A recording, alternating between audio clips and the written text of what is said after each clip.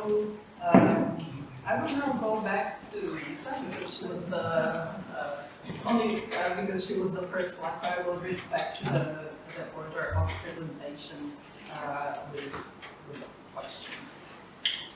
And I appreciate a lot your presentation, and in particular the intervention. It's pity that we cannot see it live. But I will now stick to my role of old and conservative and try to say something in defense of what you... White men. Exactly. Thank you. And say something in defense of a nationalist, patriarchal approach to conservation, in order then to ask some questions that arise from it. Although I don't think that it was a kind of intention of 19th century conservators. There is something in that proposal that has, I would say, kind of a progressive and egalitarian tensions. And that is what they have achieved, is a separation of the material value of the building and its symbolic value. And they have detached or alienated the symbolic cultural value from the owner / capitalist / investor, and in most cases user. I mean, the examples that you showed and the examples of these early protected areas were mostly public buildings. So the owner was kind of public entity. But that at some point protection was extended to privately owned buildings. And for the first time, it was kind of some official documents saying that, okay, you can't own, or you own this building in the material sense of the term, but it is the people which at that time was associated with the nation who is the owner of the symbolic value. So now you, as the owner of the material part, have the obligation. So you're not only the owner, now you have also obligation to keep that building in a specific condition so that it really can, so that that symbolic value can belong to that. It has become a common, and you, it's not only that it has become common, but you are in charge of protecting that common now as the owner. And I'm asking myself if your work extended in the direction of not only being, let's say, an artistic intervention, but if you were in charge of really changing the criteria for conservation, and if I understood your proposal correctly, you suggest that additional layers made by users to the building can also be considered value or something worth of protection. But then, hypothetically speaking, the owner / capitalist / investor, let's imagine we are not in Finland but in Krvavica, could say, okay, if earlier interventions on this building are also considered a part of its value, why wouldn't my future intervention, and that is intervention that goes in the direction of commercialization of the building, so changing it in such a way to make it a profitable asset. So he would probably not be in every case interested in this demolishing. We have many beautiful modernist hotels. Many of them were workers, kind of leisure centers in former Yugoslavia that have been adapted they have been prioritized and adapted in this way. So the view side that that adaptations in general are not bad. What criteria could you specify that differentiate between changes or adaptations that are really good and those that are horrible? So we must, because conservation is about clear criteria. So that's the first thing to define. And the second thing to define is who that subject is, to whom that symbolic value of the building should belong. You are against nationalist kind of argument where it belongs to a nation. But I would say nowadays, you know, it's that protection has moved anyway from nation to humanity. UNESCO sites are heritage, or considered heritage or humanity, so the nation is just kind of, again, put in charge of protecting that. But anyway, who, in your case, is that public to whom the symbolic value of the building belongs? And I'm asking this because, again, of very practical considerations, and it is, in many cases, okay, you were talking like about schools, public buildings, but I would go back again to examples that we've seen from Eastern Europe, like buildings that are in a very bad condition and that are occupied then in many cases by different subcultures. And these appropriations are in an indirect way mostly exclusive for all. So if it is a skaters community who occupies the space, old ladies will most probably try to abandon it, to avoid it. And how to assure that the public is really everyone, or should it be everyone? So these are questions. Yeah, really nice comments and feedback and questions. Of course, it's really difficult to discuss about these things because I did the project in Finnish context where there are similarities, but then the conversation, the ongoing conversation and discussion is like completely different. And the case in Finland is that most of our buildings are modern, and now we're in this position where all this kind of like established evaluation tools, for instance, they can't like reach the modern heritage or modern buildings for several different reasons. I was concentrating on this kind of like cultural historical layers and what are they actually, how you define them, and so on. What I would propose to Finland would be that we would stop like evaluating buildings in general, and every building would not be protected, but it would be mandatory to maintain it. And then we will start the whole, because nowadays it's that we pick all these kind of like architectural gems, and this is like the old way of looking conservation, that we pick these gems, and then all the rest is kind of like, you can do whatever. And at the moment it means that we're demolishing a lot. So we should like turn this around, and you couldn't like demolish anything, and then we would do this kind of like a protection status that some could have, you think we need to like carefully preserve it and so on. I would do this kind of shift. But your question was, there were two questions. What criteria for preservation would you apply?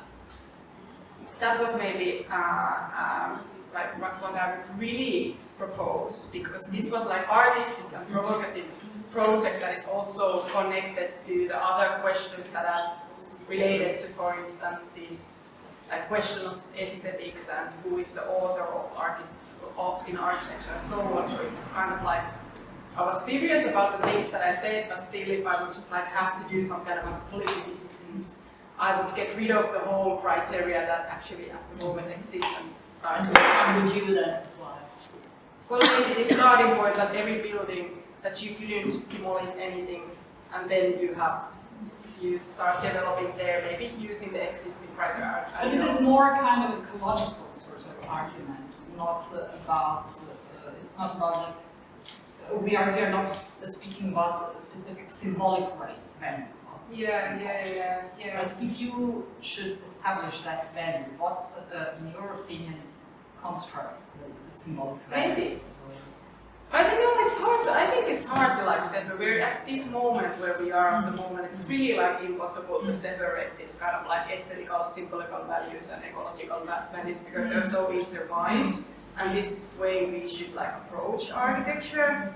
It's not like ecologically like important issues come first and aesthetics afterwards. And they're like just like completely intertwined.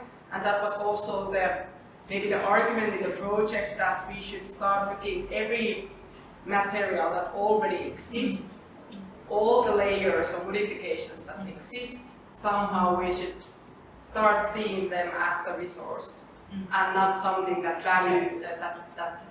damages the value of the building. That was maybe the case. Yeah, because I think it's very like based on your examples and also what you were proposing. When it comes to modernist, late modernist buildings, when you demolish, you almost it's almost impossible to use the material. So when it comes to the specific parts, because for the monument preservation there is this almost like counter theory or another approach of the spolia, which is this from the Roman time, the concept of having each of two pieces. And many of the pictures you were showing, it was so clear that, like the old architecture in Italy, it got under preservation at a specific moment in time, but before that it was demolished, rebuilt. So when it comes to preserving the modernist or the late modern, you either do it or all the resources that you extracted at some point in time, the grey energy, get lost forever. I think it's a very interesting, especially in this circle of discussion and taking these examples, because the buildings we are visiting and being revisiting, it's something you can never, like material, something you can never reuse ever again, and that's what makes it an ecological but also a monumental question at the end, I think, in this case. Thank you for jumping in, because the question I would like to ask you is also related to this discussion. And I would also like to know about the buildings that you chose, like were they, or the majority of them, did they pass any kind of official evaluation to be recognized as monuments or buildings worth protection? And if not, what were your criteria? Because I guess that there is a kind of lots of building, high percentage of building substance coming from that period that can be associated with late modernity, but apparently you chose specific buildings. So what were the reasons for it? Was it that, in your opinion, or opinion of some architectural historian, they were worth preservation, or because of the initiatives that already formed there independently of any sort of official or expert criteria? And another question also to you is, we associate the buildings from that era with the socialist period, as they were built in that period. But my impression so far is that there is a huge difference between Yugoslavia, post-Yugoslav countries, and the rest of Eastern Europe in the way how like leftists spontaneously relate to or evaluate the socialist period. So because of the specificities of Yugoslav socialism, there is a tendency that like, the majority of the people on the left will ideologically kind of approve the socialist period or the Yugoslav socialism. So we tend to have this sort of emotional identification. There is not a big conflict of the values. Like something might have an architectural value, but at the same time be like a problem regarding fascism. My impression is that the relationship toward socialism, not socialism as an idea, but like a really historical socialism in the countries of the Eastern Bloc is predominantly negative, also among contemporary leftists. So how do you deal with your approach with these ideological dilemmas or questions? What is your, like, when you say socialist period? I'm also curious because we are not the same generation. What do young people in Hungary nowadays think of Hungarian socialism? Yes.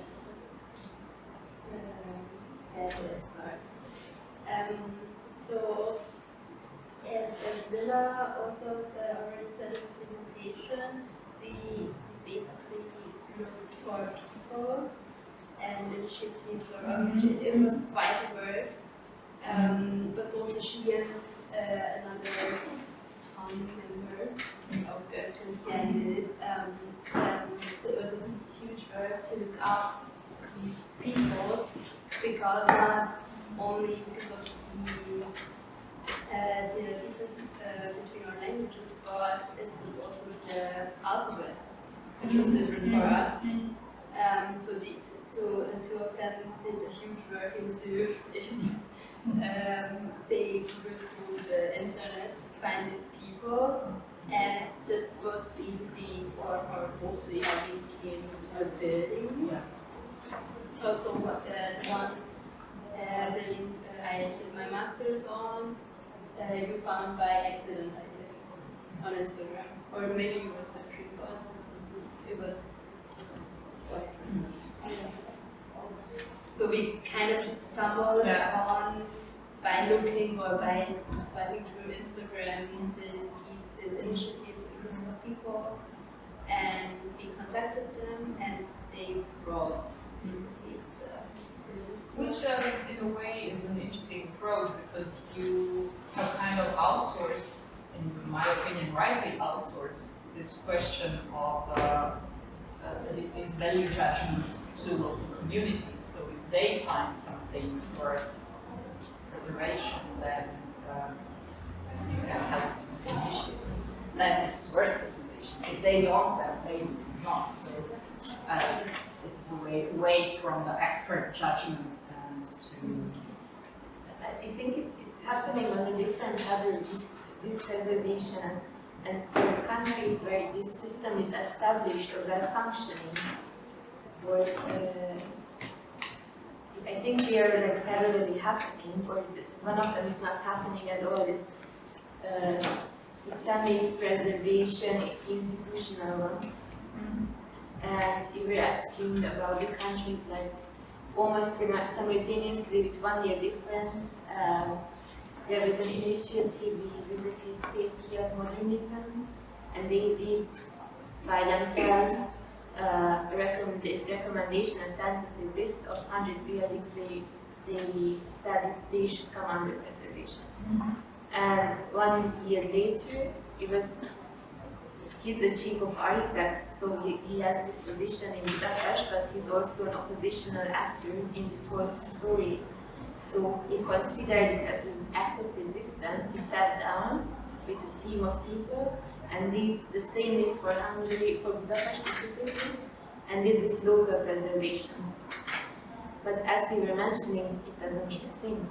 So in this case, it's just floating in most of the countries we were visiting around. So it's more about the built environment around us and how these people and initiatives are taking the things by their hand and starting to act upon this. So I think you have to really differentiate between states which are functioning well in that regard and this context. And the thing you were proposing about Yugoslavia, we didn't have, like we were reading of course about that already, but it's not something we can conclude because we didn't do the research. One thing I'm not sure I was mentioning this, that when I was showing the protest slide, the urban protest, on the left you had this protest in Kiev only to save late modern heritage. In Ukraine, late modern heritage is a national style, because that was the first time Ukrainian architects were allowed to plan for themselves. And that's still obvious for the society. In Hungary, it's not that obvious, because we also don't identify that much with oppression, because we were on the periphery and not part of the Soviet Union. So there are these minor historic details, but they are just little fractions which add up to the story. So I think when we were showing this book of academia, it's also a warning sign to, we can speak about these topics academically and we can research that, but the motives behind these things, the world is not created by architects. We try to co-create the world or the urban planners, but at the end it's like common territory. But what are the motives? That's what I'm actually interested in, of those people who are interested in preserving these programs. What is your experience? You didn't say much about that.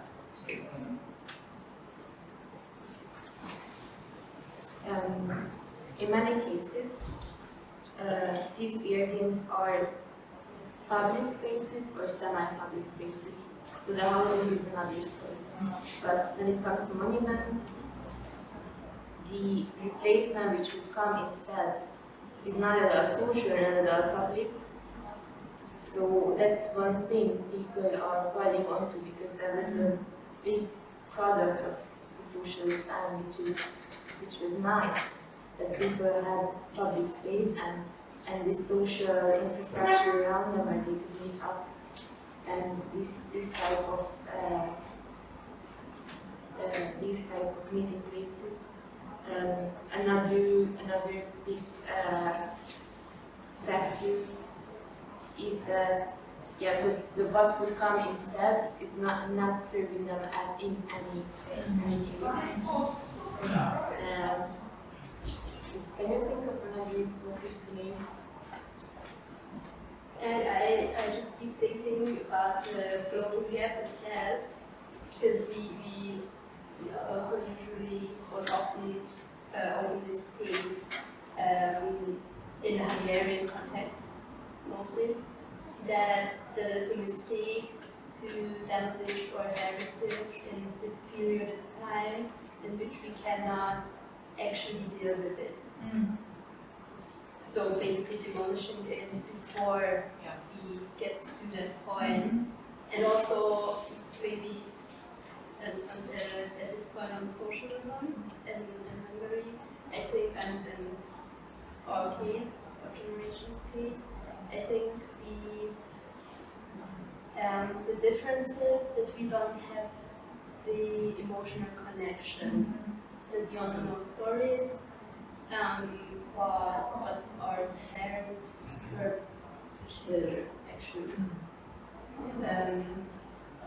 And it's not that we don't know the family stories, which are terrible in some cases, but it's not the fault of the built environment. It's the fault of the people who were constructing that social system, which ended up being that, but not the built environment around us. So I think for us it's easier to take a step back and This is really good that you're mentioning this because I see an interesting connection to Loris and Andreas project, where we have a sort of an opposite situation. In Hungary, we have a problem that there was the public space provided at a certain time, which now is under threat. So people are struggling to keep it. Public space associated mostly with housing or housing neighborhoods among residential neighborhoods. And on the other hand, we have spaces that were designed to serve as public spaces and that, however, are nowadays underused. And in both cases, it is questionable how these spaces are used, if they are used or not used, how much it has to do with architecture in the sense of physical structures. So, going back to your project, my first question is, when we think of space, particularly urban space, built space, we think it is good, it is proved that it is good if there are people there. There are no people there, we think it has failed. On the other hand, we go in nature, and the less people we encounter there, the more beautiful we find. So if there are too many people on the beach, it's horrible. But if there are too little people in the residential public space in residential neighborhood, it's disaster. So I'm asking myself, actually, if that what we perceive as problem is really the underusage, because there are spaces, there are also design spaces, open spaces, like Zen gardens, that were also an inspiration for a generation of art and modern architects that are designed or thought not to be used. So we should just look at them, maybe do some meditation practice, walk and we tend to perceive them as nice. And we wouldn't say that that project has failed. So, but what gives us this sense of failure, I would say, in big residential complexes of 60s, 70s, 80s, is not so much their emptiness, but more that sense of a particular kind of decay, which also is not like this romantic ruin style of decay. It is the decay that we associate with poverty. Because when we go in most of the, at least the ones I visited, maybe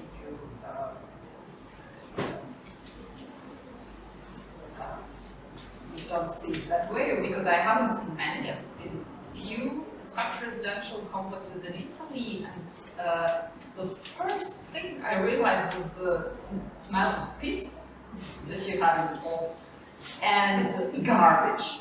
You know, all this that ends. I'm asking myself if all that has really anything to do with architecture and the responsibility of architects, including your possible future interventions. Because what I think it is a much more social problem of segregation, of extreme segregation. So these building complexes were planned for once kind of active working class, educated proletariat was the subject of. But what remained after the neoliberal reforms from educated proletariat is not is lumpen proletariat. So we now have so how an abstract idea is translated into concrete living conditions, it changes the idea in a way, or it forms it, it gives it concrete shape. The thing is, if you, and I would say that the majority of us does not identify with the dominant ideological archetype, it is always the dominant ideology that provides money to architecture. So, what we can do is, I mean, if we build in the name of alternative ideologies, the question is about money. So, I think, to go back to your project, and in my opinion, an equally important aspect of your project would be to find money.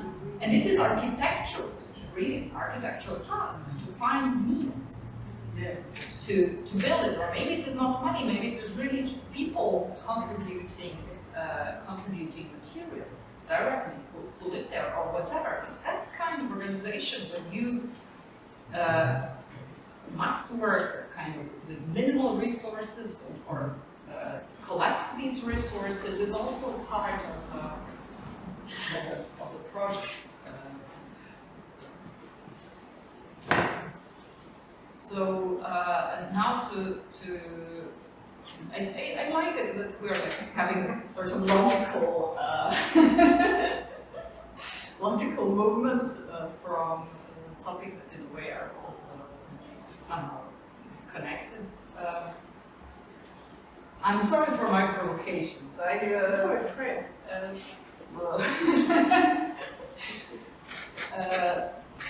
And I'm really not doing that in order to show the problems of your work, but rather in order to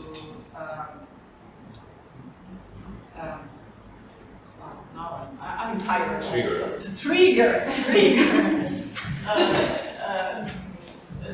really trigger discussion, because I think it is something that all of us, questions all of us deal with.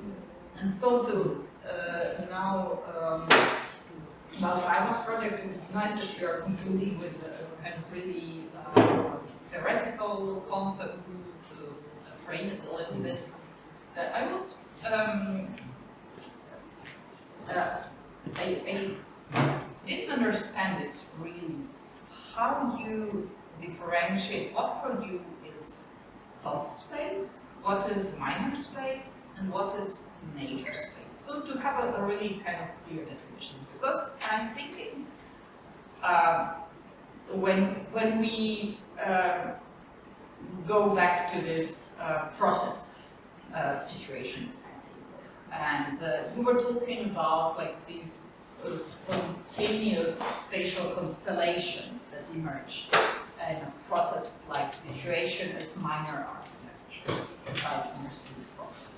But let's think of the police internally in these constellations, and let's think of police bodies that also form kind of soft spatial choreography. They are not material physical barriers.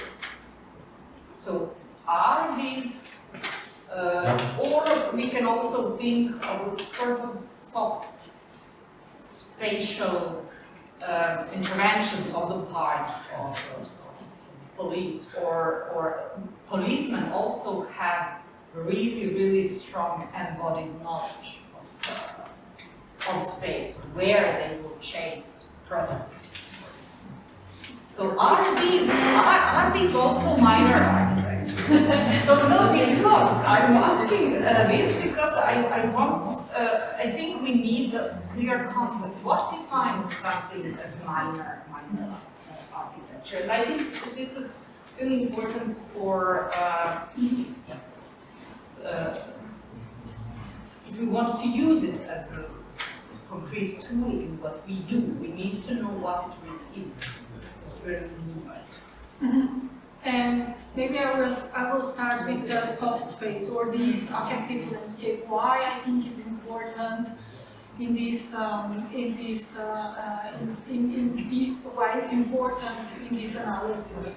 It's because, for example, this soft space now there is a I would say again it's a my differentiation. This segmented space is the modern space where the power was taking place in a, we can locate it, we can point it out. The power was Foucault was like with the famous panopticon was analyzing actually. We can point finger where power is yeah, but after the 60s, after the 70s, in the 80s, actually this working landscape, also power landscape and working landscape, it goes everywhere. So this is this soft space, and this everywhere means that that the power relations are also not only taking place, for example, in the factory, in the factory, but the factory is everywhere. This is this famous, like the whole city became factory. So and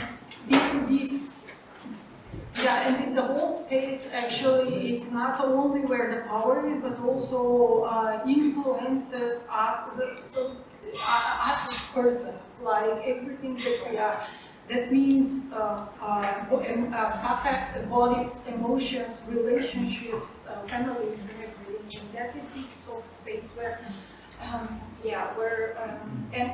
that means it's not in this case relevant. It's not that the resistance lies because of this switch from segment space to soft space. Actually, there is nothing positive in this soft space, but for the first time with this change, we see that there are other forces like bodies, emotions, and they play a really crucial role in forming space. And for minor architectures, and these actions actually they make these differences and these variations in space. And I wanted only to clarify that in today's space they are more visible than in segmented space. Only because of that, this relationship, this context is somehow, the social political context is somehow different, that today we have them on display. We cannot ignore them anymore, that they are also forming spaces. That part is really clear, I would say, but what then, where it becomes, for me at least, a bit blurry, is how then to define minor architecture in the framework of what you call soft space. So is minor architecture only the one that, in your opinion, somehow challenges the given spatial order, or are these also like kind of a small active manifestations of spatial phenomena, no matter independent of their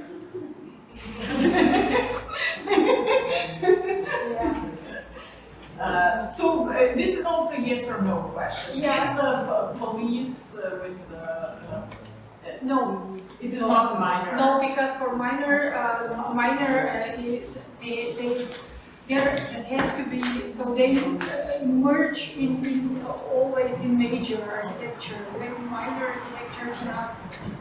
So, okay, minor is always, It's always in the position of opposition. Yeah, it's always under pressure and under physical, under spatial oppression. There is spatial oppression also. That's why it's, that's why the examples with the wall are really. These are always, there is always this prison-like situation. Visible boundaries or invisible boundaries have to be broken, and spaces have to be inverted. That's why like this, but the whole approach. I mean, you relate to what is the name of the author, Jill Stoner. Jill Stoner. But the conceptual core of the argument is much older. It is like situationist internationalist, and kind of mixture between Dessertol, Lefebvre, Foucault. So, but these positions that have been popular, particularly among different protest movements, also architects, but until now, and they had quite some time, but they proved not really powerful, and maybe it is exactly that problem of not locating power in a specific social class, in a specific social structure and processes that makes it really difficult to act.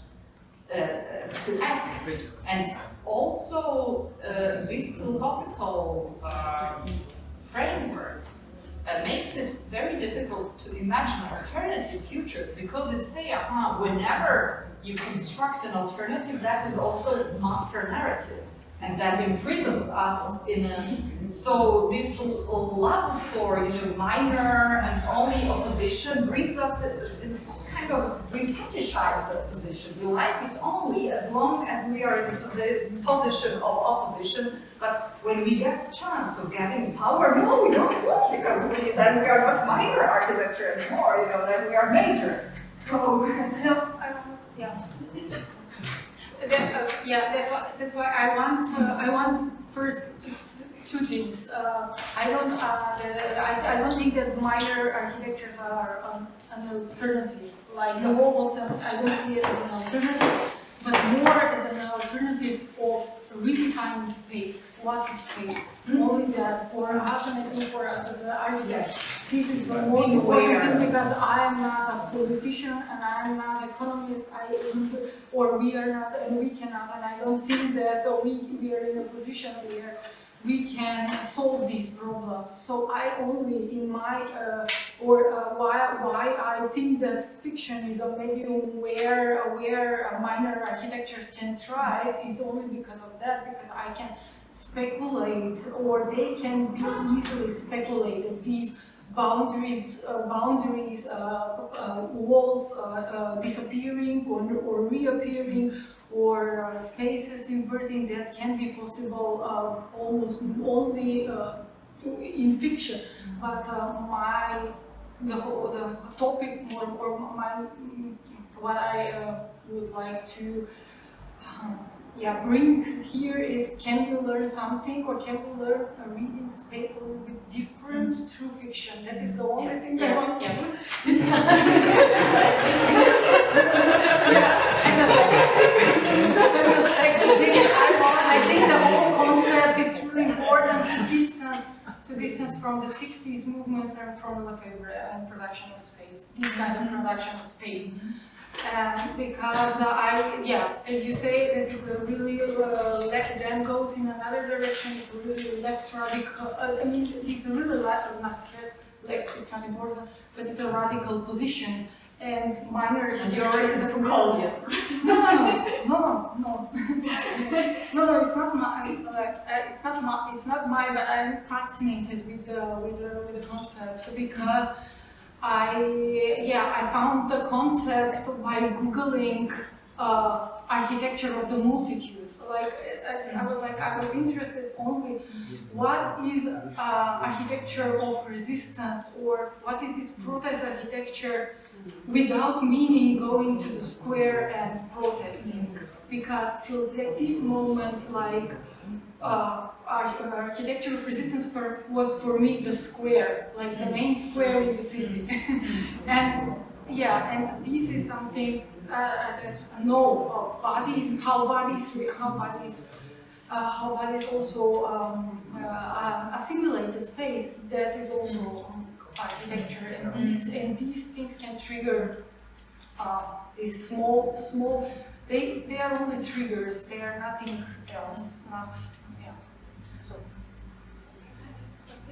It's super interesting, because I've been always thinking, if there's this panopticon in physical space, and then there is this a Foucauldian notion that that each of us, we have panopticon inside of us, and it's really hard to escape that.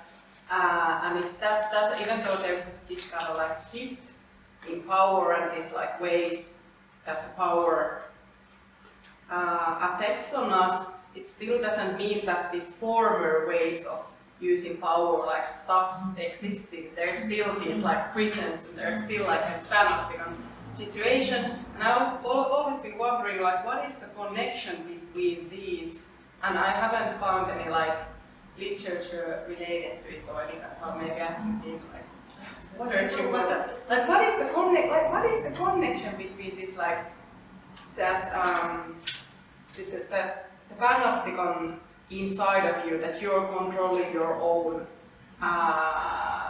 you're controlling yourself as you have like, you have internalized this kind of like idea. Power, yeah, in a way. Like what is the connection between that and this kind of like older form of power that was the panopticon, or some kind of this kind of CCTV that still exists at this kind of physical, yeah. Yeah, I don't think that connection is the shift. Like it's a power that's shifted. It's like, for example, I was researching this. That because it was born from this former it's really difficult to talk about this in a chronological sense, but okay, what is the meaning of their relationship in contemporary era? Because I was listening to your presentation from that angle, that it was some way like situated.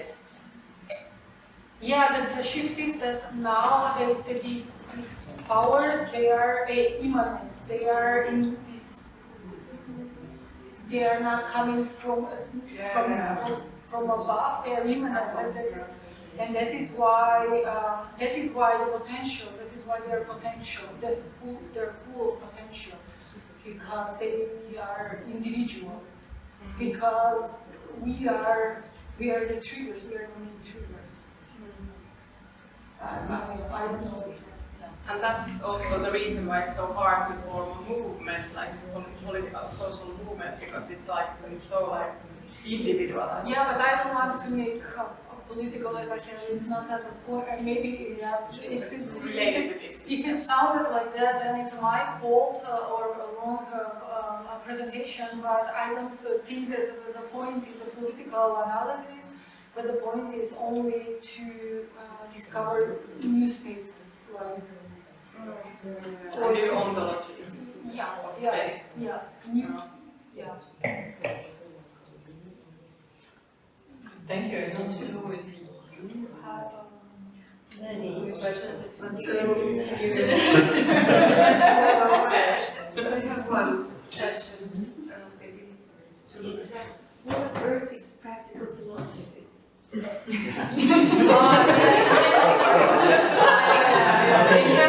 at the university. but it is it's in Helsinki University. They have divided this like for practical philosophy and theoretical philosophy. And practical philosophy, there are historical reasons for that. And it's like theoretical philosophy is like logic and ontology, and then societal philosophy, or political theory, or ethics, and these are like aesthetics is practical. but not in Helsinki, University of Helsinki. It's like this old field, but yeah, that's the division. And I also said something very confusing in the end that will ruin the moment.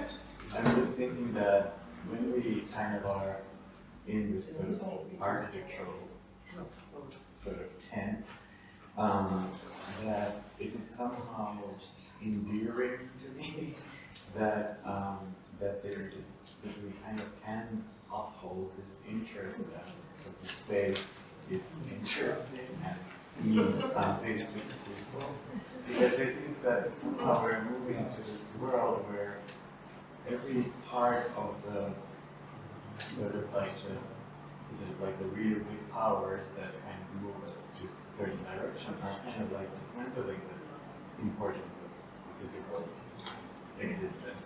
Like kind of that you're, if we like, well, who owns the world?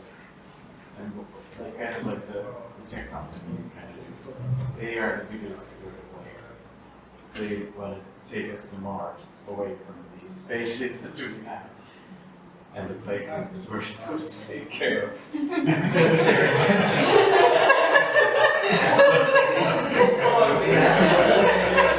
Sort of like, because we're like these eye masks that show us something different. So like the meaning of space, of the place, the goal is to sort of like end it. And I think that yeah, that's why it's almost like sort of that we're all to say that doing like some Stephen Hall or something like paint one small watercolor painting a day and my practice and learning that it somehow has meaning, because obviously it has, but there is something else is pulling us somehow apart from these questions as well. Yeah. I mean, I don't want to leave, I don't want to if I've left alone with this thought. In the summer we had an exhibition in Pula about exactly the same question of what's the meaning of the shopping malls in the 21st century when we buy things on their phone based on algorithm.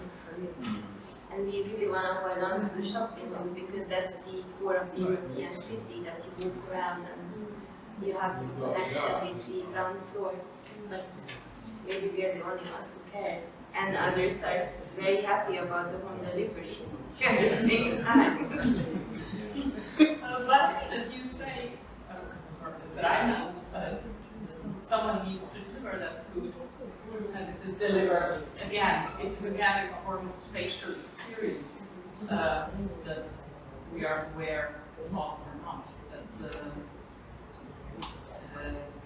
Yeah, I definitely think we will have reasons to consider physical spaces as long as we live included on Mars, if we get into that. If we have money.